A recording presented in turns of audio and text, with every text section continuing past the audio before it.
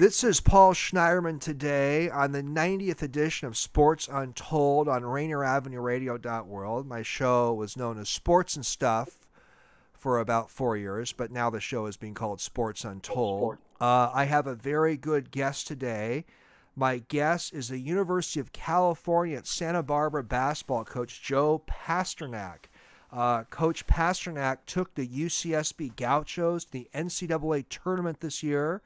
Coach Pasternack previously coached at the University of New Orleans. He was an assistant at a couple of Pac-12 schools. I think we're having a lot of fun today learning about your career, Coach, and kind of getting your thoughts on basketball. I appreciate, Coach, you coming on Sports Untold. Thanks for having me. Absolutely. Well, Coach, first of all, I want to kind of get in your background. I'd like to learn how you got the basketball coaching bug. And I think the listeners will be interested to learn how a gentleman who never played college basketball became a Division I college coach. Tell us about your journey, Coach. Yeah, I got the coaching bug in fifth grade. I just loved watching college basketball, and I was short, and I didn't think I would be able to have a profession in the NBA. And so from that point on, I just was totally locked in, focused to become a college basketball coach. And I chose to go to Indiana University and to learn under Coach Bobby Knight and learn how to coach and learn from one of the greatest of all time. And so I was fortunate that I was able to become a manager at Indiana, and that's how it all began. What a journey. You know, I want to ask you a couple of questions, Coach, about Bobby Knight. And he's known as being a pretty controversial guy in many ways. And I'll tell you a quick story. I worked at a law firm once, and I was an associate of a firm. And one of the partners said to me, this is partner A talking about partner B. Partner A said, you know, partner B is a smart guy. He's a talented lawyer. But the way he communicates with associates and everybody, it's way too Bobby Knight. It's just too hardcore. And the partner referring to his partner referred to as like the Bobby Knight syndrome. Do you think that's a fair way to describe Coach Knight as being really hardcore, or is there a lot more to Coach Knight that a lot of people don't know about? I think the media portrays Coach Knight in one way. They see him throwing a chair or acting crazy on Sports Center. But, you know, I was there for 4 years as a student manager, and I was very fortunate to be in every practice and, you know, on the road with him and in the locker rooms after games, before games. And, you know, I'd say it's unbelievable how the qualities he instills in his players and managers, for that matter, just the loyalty he has. You know, I mean, we lost a game one time, and after the game, he would have burn victims or paralyzed individuals, and he was meeting with them and, you know, former players, getting them jobs for the rest of their lives and preparing these young men to be successful for the rest of their lives. He's very, very demanding, and, you know, that can come off when you're very demanding that, you know, that's controversial. But I think every player to a man would say, former player would say, he prepares you to be successful in life. So you would say Coach Knight is a tough guy and a perfectionist, but he has a soft spot and can do some great things for people too. Is that a good way to break him down? Absolutely, yeah. Well, it's interesting to hear your perspective as somebody who worked with under Bobby Knight. You know, in the 1980s, Coach Pasternack, there was a book that came out by John Feinstein, the famous sports writer, A Season on the Brink. And I think it was Feinstein's first major sports book. And he profiled Coach Knight. And it was Coach Knight came across as pretty caustic and tough in that portrayal of that Feinstein had of him in his book. Any thoughts on that book? Are you familiar with that book? And I'm just curious. Yeah, no, I've read the book. I've read the book, and you know, that was in like 1987 when I think he won the national championship. I wasn't at Indiana at that point, but you know, again, I don't think a lot of you can be that way anymore. The way Coach Knight is, he's one of a kind. Right. Players and families have changed dramatically, but you know, what I would say is, for me personally, being able to learn how to teach the game of basketball, the X's and O's, the preparation for a game, and just an unbelievable work ethic and loyalty was, for me, a once-in-a-lifetime opportunity, and I'm so grateful. I still utilize, game preparation that we used to do at Indiana to this day.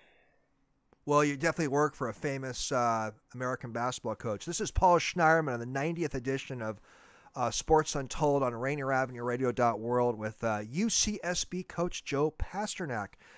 Joe, I read about you a little bit before this interview, and you coached at the University of New Orleans, and maybe you can fill in some gaps here, but apparently there was a tough situation with some financing issues and so forth. Can you share with the listeners, Joe, what kind of lessons you learned long term dealing with a very tough situation at University of New Orleans? Yeah, I was great, youngest head coach in America.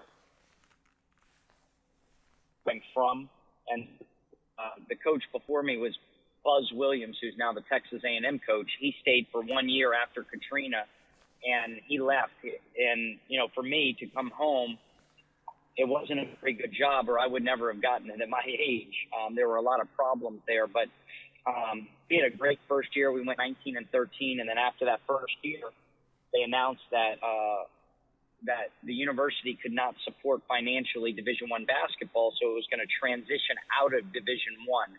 So I lived out my contract and then went to Arizona as an assistant.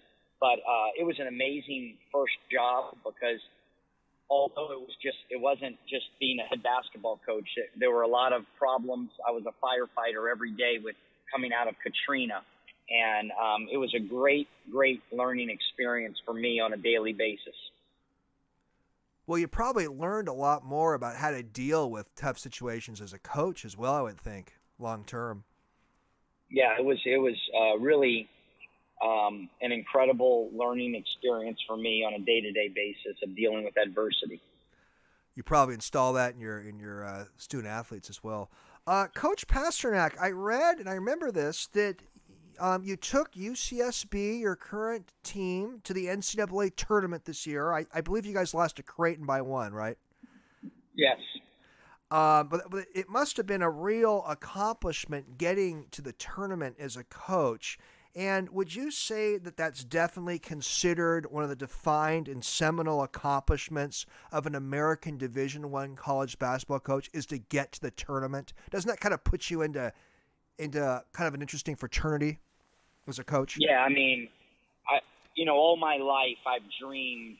I think every player dreams of playing in the NCAA tournament, and every coach dreams of coaching in the NCAA tournament. And so it was unbelievably, probably one of the most special moments of my life.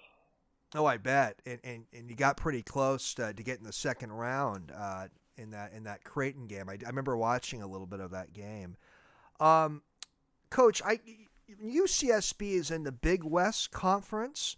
For the listeners, there's a bunch of California schools in your conference and the University of Hawaii. Can you share just some tidbits of information about the Big West Conference? Yeah. Also, you coming from Seattle, our best player this year, the reason we won the Player of the Year in the Big West was Ja'Cory McLaughlin from Tacoma, right, Washington. So and then my second year, our leading scorer was Armand Davis from Tacoma as well. So we've had two great players from the Seattle-Tacoma area. Love it. But the Big West Conference is all of California, and then with the exception of Hawaii. So we go to Hawaii every year, but UC Davis, Long Beach State, UC Irvine, those are some of the teams in the Big West Conference. Is the travel for the California schools getting to Hawaii and for University of Hawaii, does that present any complications at all for the programs? No, I mean, it's just a long flight that we dread every time. No, but getting to Hawaii is never too bad, though, is it? No. Once you get there, it's beautiful. To say the least. Paul Schneiderman again on Sports Untold on Rainier Avenue Radio with the UCSB head coach Joe Pasternack. You mentioned a couple of those kids from Tacoma. I know Tacoma pretty well. I used to actually live in Tacoma at one time. Any other players to watch for your UCSB team that you Want my listeners to give a special some special No, eyes I to? think we're going to have. We played Washington last year, and my first year, and we had a young man who was a freshman back there, Amadou Sow. He'll be a senior this year. I think he has an opportunity to be the player of the year in our league. And then we have a transfer from Oregon, Miles Norris, who is a Pac-12 player who we're really. Seems like there's some And good kids to watch. Yeah, we're excited about the upcoming year.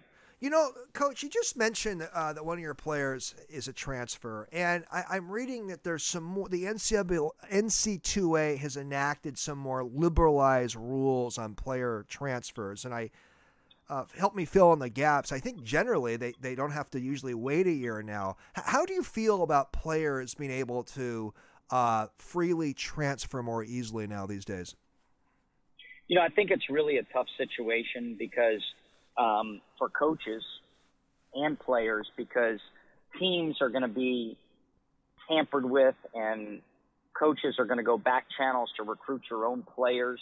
And it's a really tough situation because there's no situation where they have to sit out a year. There's no penalty for transferring anymore. So if a player doesn't like how a coach is coaching them, they can just get up and leave and have no penalty. They can be eligible immediately. I think it's going to really there's going to be a lot of tampering with current players, and I think it's going to be a really tough situation for teams and coaches to deal with.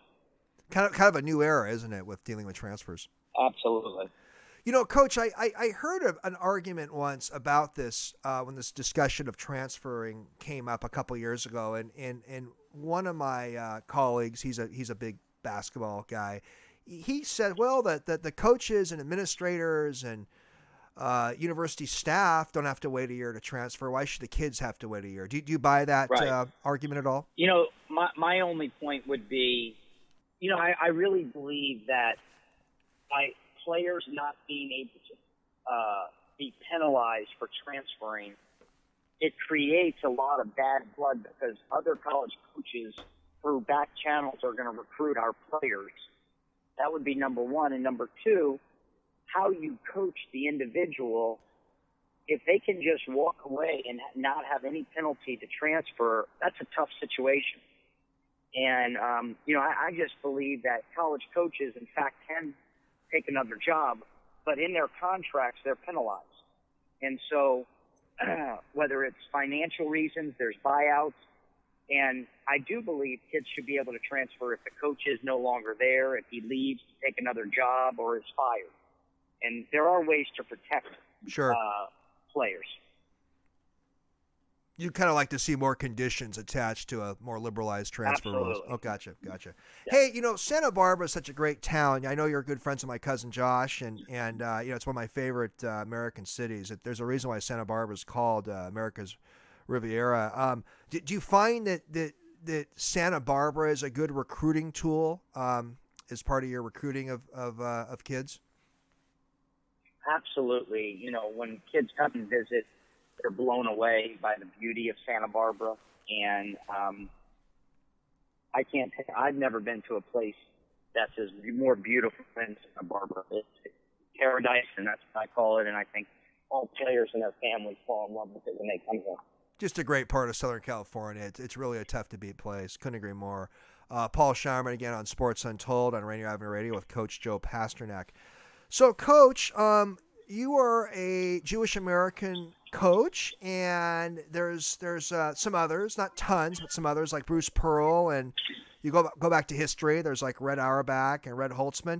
Do you find the other Jewish college coaches? Do you guys have kind of a little bit of a fraternity or a little bit of an organization or anything?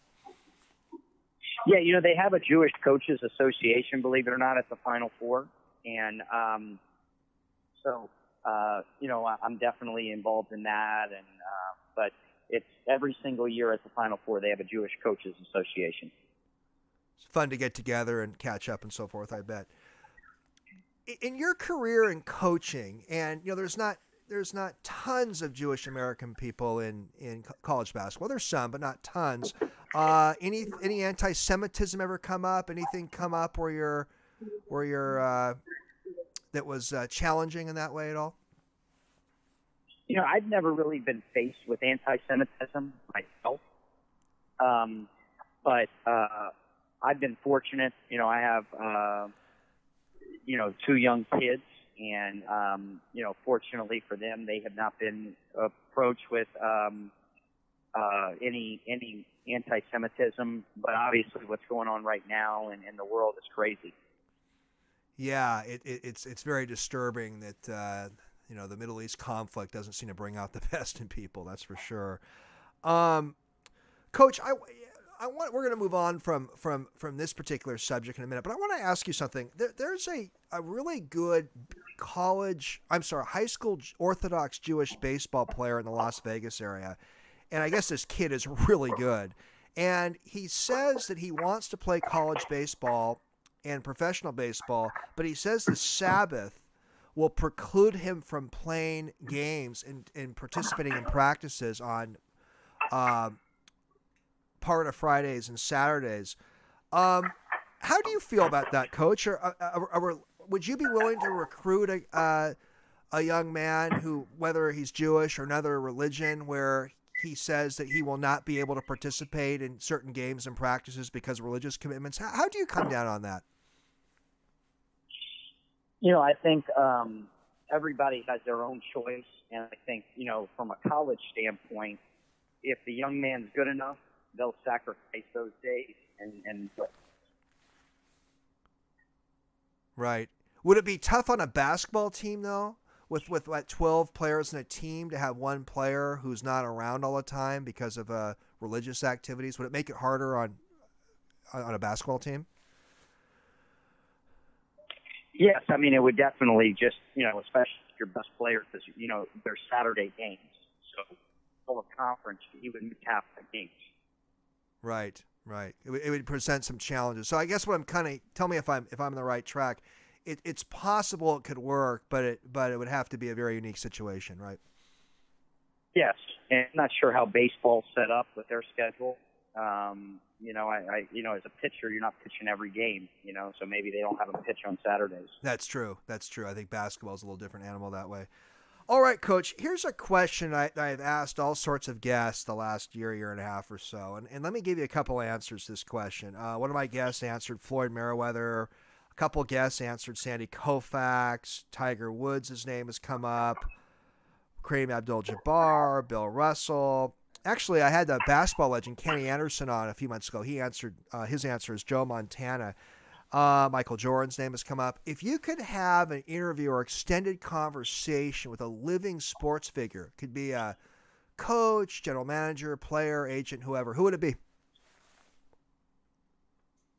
I'm sorry, it broke up. Could you repeat that, please? Yeah, I'm curious if you could have a conversation or an interview with a living sports figure, could be an agent, general manager, player, somebody in the sports world. Who would that person be if you could pick one? No, that's a great question. It would be Nick Saban for me. Nick Saban. Yeah, I'm fascinated by his process and what he's been able to accomplish over all these years, and that would be the guy I would love to talk to. And what a great name to add to this list I have. And I know you're a native Louisiana, and he coaches at LSU, so you have a little bit of a tangential tie to him there. Yeah. Good name. Him being an LSU coach and Alabama coach, I would love to talk to him. The other name, a whole bunch of names. Another one I'll throw in is Serena Williams. One of my guests said that's the person. Who's a deceased sports figure in history you would have loved to have chatted with or had an interview with? Wow. That's an amazing question. I've never even really thought of that, but probably Dean Smith. Great name. I bet you would have loved chatting with Red Auerbach. Yes, absolutely. Another name. Dean Smith's a great name for that. Well, you're just giving me a few more answers to my little high horse questions there, but every guest has had something great to contribute when I've asked those two questions. The Pac-12. You were an assistant at Arizona, and you also were an assistant at UC Berkeley, I believe. The Pac-12 actually did pretty well in the tournament this year. What were there? I think 3 Pac-12 teams that got to. Don't let me know if I have this right. They got to the Elite Eight. Was this just an aberration, or do you think it's a sign that Pac-12 basketball is maybe on the rise? No, I think with UCLA and Mick Cronin, I think they're going to continue to get great players, and I think UCLA will continue to be great. USC had a fabulous year. Colorado had a great year. And, I think the Pac-12, just the talent, high school talent on the West Coast is so great that I think it'll continue to be, 3-team, Sweet 16 type conference. Let's see. Yeah, there's been some criticism of Pac-12 basketball and Pac-12 football in recent years, but let's see. Appreciate your perspectives. Okay, so I know you've never coached in the Northwest of the state of Washington, but you coached in the Pac-12, and you mentioned you have a couple kids on your team from Tacoma. I always like to get an outside the pond or outside the neighborhood perspective on something. I'm a University of Washington graduate, and UW basketball, Joe, has not made the Final Four since 1950. Of course, it was a whole different Final Four then. We've had a few Sweet 16 appearances since the 80s, but we really haven't had consistent success. And your colleague, Coach Mike Hopkins, is under a lot of scrutiny right now. Do you have any thoughts, Coach, on why the University of Washington men's basketball program has just not been very consistent over the years? What I would say is it's all about the players in the city of Seattle. And when they're great players there, I think that's going to be a direct correlation of Washington being great. And, Mike Hopkins, it's amazing. He won the Pac-12 several years ago. Right. He didn't get how to coach. Like, circumstances change. And, when their point guard went out a year and a half ago, I think they were like 12-1, and then he went out, and it just goes to show you that success, and I look at this from my own standpoint, selfishly. Sure. You could be on top of the world, and then one thing happens with a player, and your program's turned upside down. And the point guard went out, and then they didn't do well, and then this year it kind of carried over. But I think Mike's a good coach, and he's going to do just fine there. But I would say the success of the University of Washington is directly tied to the talent in the city of Seattle. And the reason I say that, it's really hard to get a McDonald's All-American from Los Angeles to go to Washington over UCLA, USC, or Arizona, right? That's a good point. Or Stanford, even if he's an academic kid. But it's much easier to keep one at home. Jaden McDaniels is a great example. And then, obviously they had a great big guy from New York, but that was because of Mike Hopkins' connection from way back. But that's not a normal occurrence.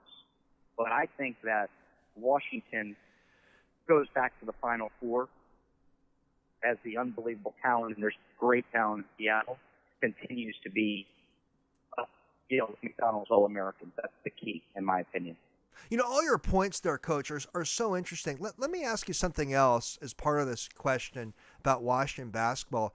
Do you think there's certain universities that have major football programs that are known as football schools, but for some reason trying to make the basketball program bigger seems to have some complications, and vice versa? There's some schools that have had historically great basketball programs, but not as good football programs. Could that be part of it? Definitely. Definitely. But like you look at Alabama, look what Alabama did this year in basketball, what Florida, Billy Donovan was able to do at a football school, 2 national championships. I think you can have both, and those are just 2 examples. Oh, sure.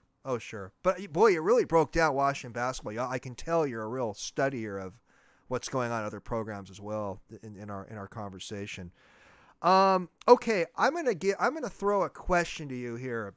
And this is a hoops fan kind of junkie question. I actually asked my cousin Josh and cousin Ari this question the other day when I was down in Southern California. So this is a question that I've asked a whole bunch of basketball fans, and I get totally different answers to it. So I'm really curious to hear your take on it as a coach. Okay, Robert Horry has 7 rings.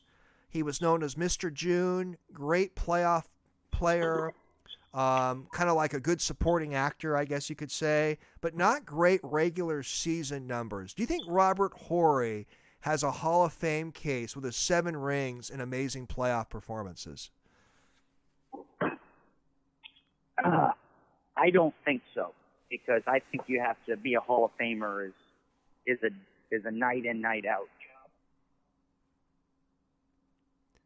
So you think, despite the 7 rings, that would not be enough to get Horry in the Basketball Hall of Fame? I don't think so. Yeah.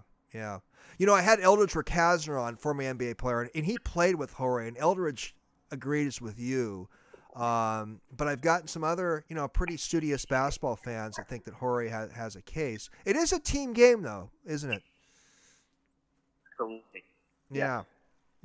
Well, I hear you. I think he's probably a long shot, but I was just curious to get your college coaching perspective on that question. What is in the future for Joe Pasternack? I was just on a recruiting call, and the recruit's father said, with all the success you've had, how do we trust to send our son there when you might not be there? And I said, when you come visit Santa Barbara, you'll understand. Every coach is going to tell you the same thing. They're going to be there forever. But you come to Santa Barbara, you see how amazing this place is. For me, I really am motivated to build this university's basketball program into a powerhouse. What we've done and amazing.